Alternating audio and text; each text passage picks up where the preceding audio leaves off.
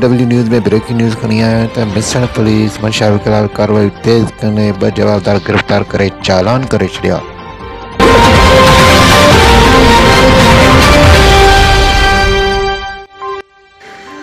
मिसण थाणे जे SHO Nureddin मल्ला ॻोठ लखानूपुरी में छापो हणी कोली बिरादरी घरनि मां 410 लीटर शराब हथ करे अमर श्री कोहली के गिरफ्तार करे चालान करे छॾियो।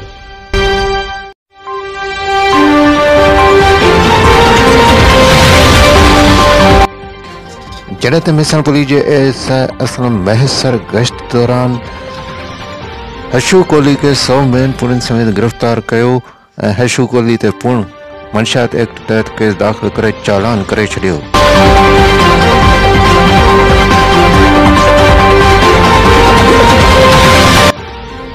मिसण पुलिस अमर श्री कोहली ऐं हशू कोहली के मंशियात एक्ट तहत चालान करे छॾियो आहे ऐं मिसण पुलिस जूं कार्रवायूं अञा बि मंशियात खिलाफ़ हलंदड़ आहिनि।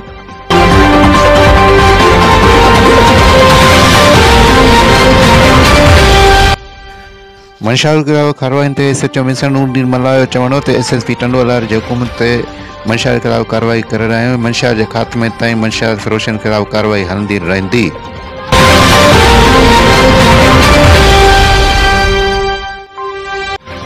MW न्यूज़ के सब्सक्राइब करियो ऐं इन जहिड़ी खोड़ सारी ख़बरूं ॿुधंदा रहो।